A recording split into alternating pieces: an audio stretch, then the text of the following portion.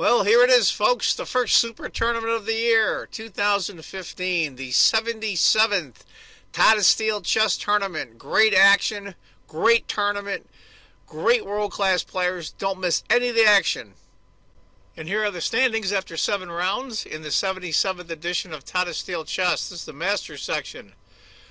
Levanchuk still tied in first place, but Carlsen came up. Won today. 5 games each, or 5 points. Wesley So, Maxime Vachier-Lagrave, and Ding with 4.5. Lovchasik and Geary with 4. Caruana, Rajabov with 3.5. Aronian, Sark with 2.5. Hao Yifan, Women's World Champion with 2. Luke Van Wheely with 2. And poor Jovava, he finally did win one today. He has 1.5 points. What I want to point out is fascinating to me is the fact that I know Caruana is still in the hunt, but he's so far behind, and I'm really surprised.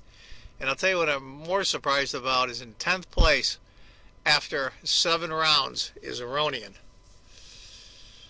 He's got 5 draws and 2 losses, still -2. I wonder what's happened to Levin in the last year or so. Ever since the candidates final, the one that Magnus Carlsen won on tiebreaks with Vladimir Kramnik, he seems to have just lost his nerve or his game. Either way, but I hope he rebounds. He's a hell of a player, and he's a nice guy, too. Anyway, folks, those are the standings after 7 rounds. Hi, folks. John Cordisco back again. Round 7 of one of my favorite tournaments, the 77th edition of Tata Steel Chess. This is a game from the Masters section. And this you don't see very often. The world champion play the women's world champion. That's what we have today. Magnus Carlsen, of course, world champion from Norway. And Hou Yifan from China, women's world champion as black. Let's get to it. C5 is going to be a Sicilian. Knight takes, pawn, knight b5. Seen this a million times. d6. C4, bishop, knight 1 C3. Now the whole problem with this particular variation of the Sicilian, in my opinion, is this D6 pawn. You've got to rally your pieces around it to protect it, and that sometimes makes you passive, and I think that's what happened to Hou Yifan here. She's a little passive. A6, knight A3, bishop E6, knight C2, bishop G5. Now, what would you do here? You're what? You're Magnus Carlsen. Well, don't we wish? Do we take the bishop, let the queen in? Of course not, because you couldn't develop your bishop. Bishop takes, queen takes. If this bishop moves, this pawn's in prey. You can't castle. So you move the bishop first. Bishop takes, rook takes, knight f6. And then both of them castle. Much better idea than before. So here we have it. We have a semi-open file on the d file, and that d6 pawn is very backwards. Let's see how this works out. Queen to d2. Here he is. He's going to start piling up on the d file. Queen to b6. Rook f to d1. I don't think that. And then he moves the rook to d8. If he'd taken that pawn, rook to b1, queen takes, he has to take it. Where's he going to go? Can't go here because of the knight. So he has to take it. And of course the game is over. Those free pawns aren't so free, guys. Rook f to d8, b3. Get that side taken care of. Okay, we're all set. h6. I'm not sure on h6. Rook a to c8. The computer likes. Get your rooks right in the center there. Queen to a5. h6. I don't think it's the end of the world. I think. I'll tell you the truth. This is my opinion only. Hou Yifan's a great player. She's almost 2,700. 2,673 is no slouch. But I think she's intimidated by Carlsen. Well, who isn't?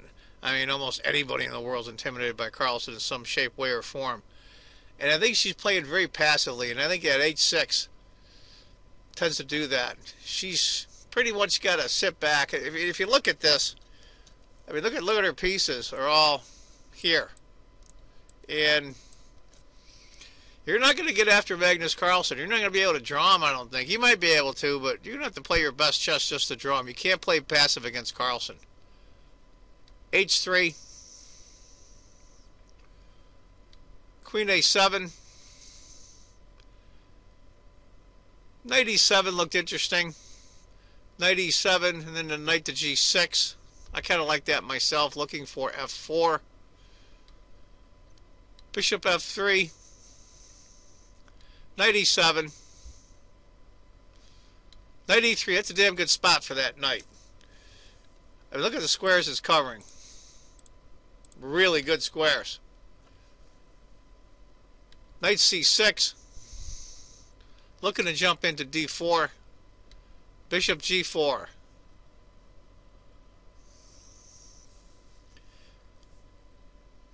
If the knight had gone in instead, to give you an idea, after bishop takes, knight takes, c takes, knight d4.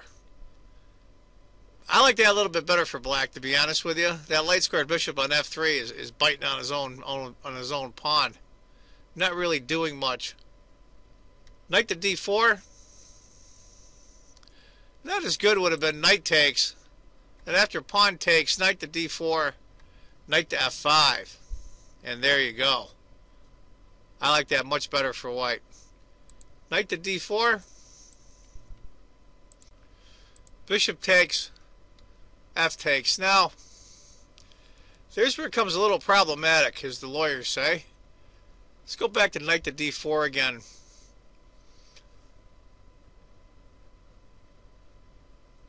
Go back here. I don't like the idea that she's going to lose the light squared bishop. And plus the fact that she's going to lose it and then double up her pawns, which end up being a disaster. Find something else maybe to guard the light squared bishop, maybe. I'm not sure. Maybe back it off to here.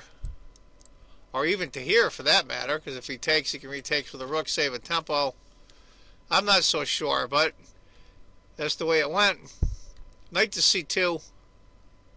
Going after the knight. Knight takes, rook takes. Rook d7. Now she's going to see she's going to have to defend this pawn. So she's not going to get all her, eventually the queen over here as well. Queen e2. Rook a to d8. She's looking to push, but you really can't.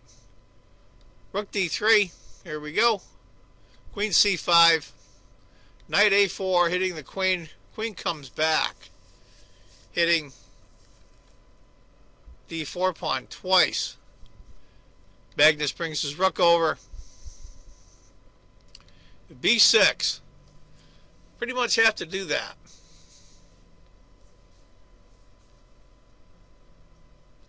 It prevents ever going c5. She's overprotecting the c5 square. Knight to b2. Rook f7. Rook d2. Now that all the rooks are on the d pawn, she can move the other rook. Knight d7. Knight d3. Good spot again for that knight. Especially covers. Can never push this pawn. This knight can be a disaster. Everything breaks open. And also, too, if you go to look at it, if she ever decides to go f3, this knight can come this way. a5. That I don't care for as much. I think it makes a terrible concession. I think it gives up this square right here. Now that square will always be weak no matter what. Knight b2. Here comes the knight to get rerouted. Knight c5. What to do? What to do? Knight to d1. He's going to reroute the knight. Rook. Rook.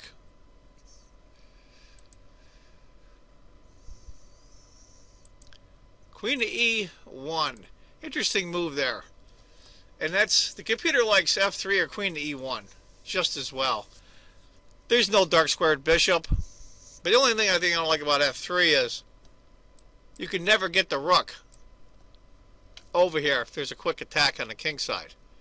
So Meg decides to go Queen to E1 instead. Rook D8. Now the knight comes back to C3.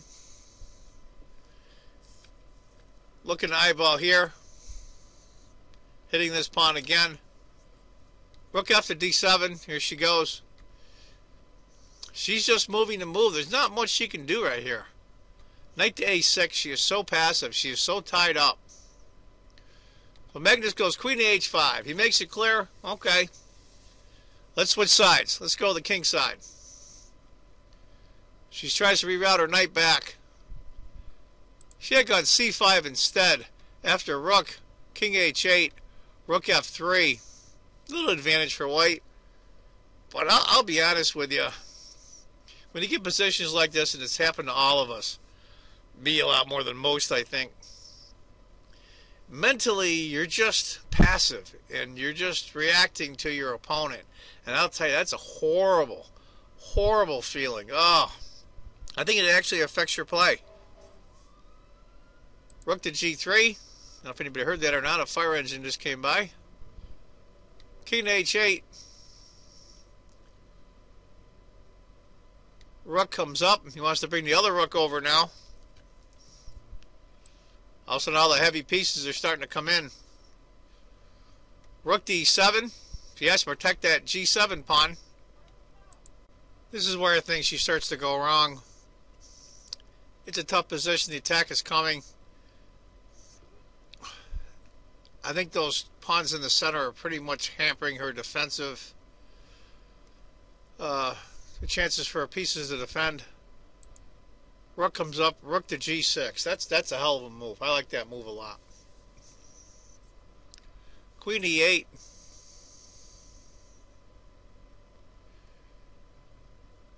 Rook D to G3. Here we go. Now all of a sudden we got double rooks and a queen right on her king. The only thing missing is this knight. It's not in the action. Rook D to D7. She's trying desperately to hold on, but there's no counterplay. None. That's the problem when you're passive. Knight to D1. Here comes the knight. I think he wants to reroute him. Here to here.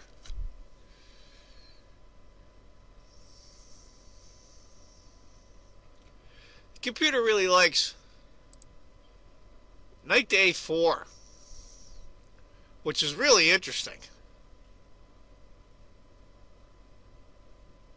I don't know why that is, but it got to go after those pawns and bust up that one side. That knight can wreak havoc while those pieces are stuck trying to defend her. But anyway, he decided to go D1 instead, which is a great second choice. Rook F7. What can she do? She's all tied up. Queen E2. Rook to F4. Queen E3. And here it comes. B5. Try something. Knight to B2.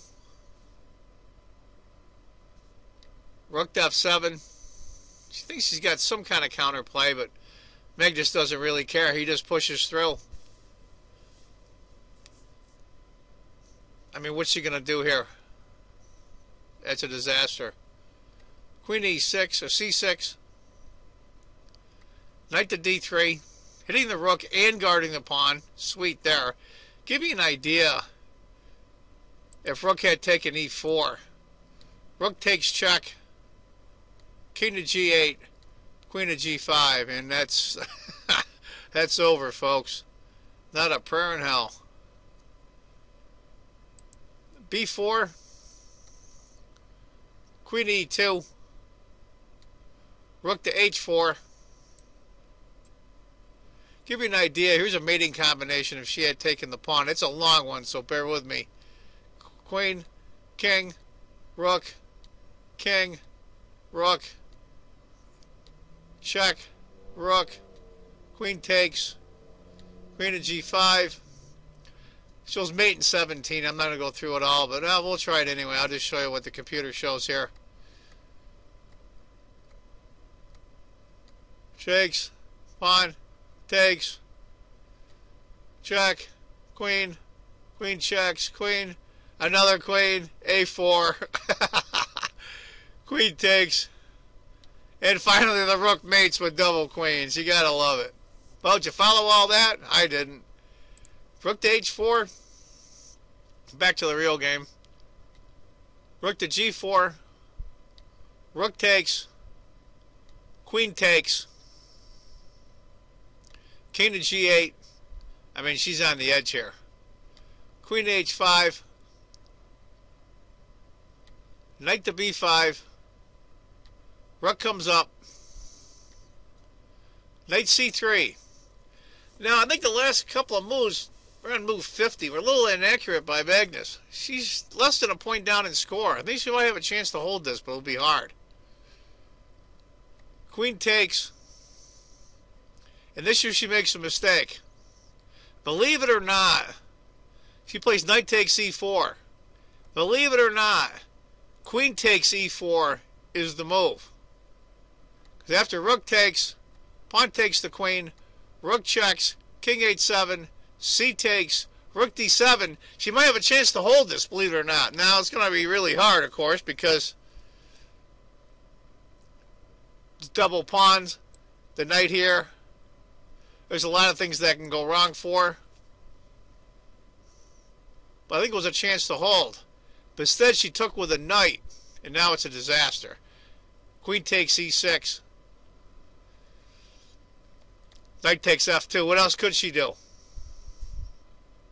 She's hoping that knight takes, and he'll play queen takes here, pinning the knight.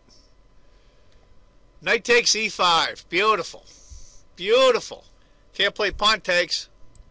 She loses the queen. Last ditch effort. Hoping that take the knight, but it didn't happen, of course. Magnus played king to h2. And that's where she resigned. She's got a knight in pre. She's got a rook in pre. Her queen's in pre. All their major pieces are getting attacked at the same time.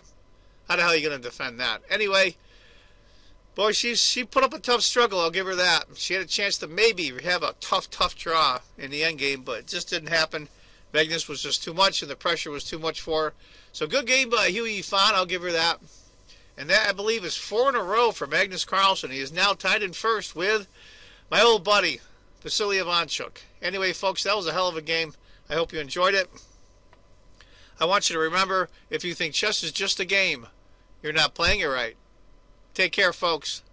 Bye-bye. Who will be next to launch Man in Space? Me! And so can you with Deluxe Man in Space set. You get a rocket launcher, defense base, and 3 different nose cones.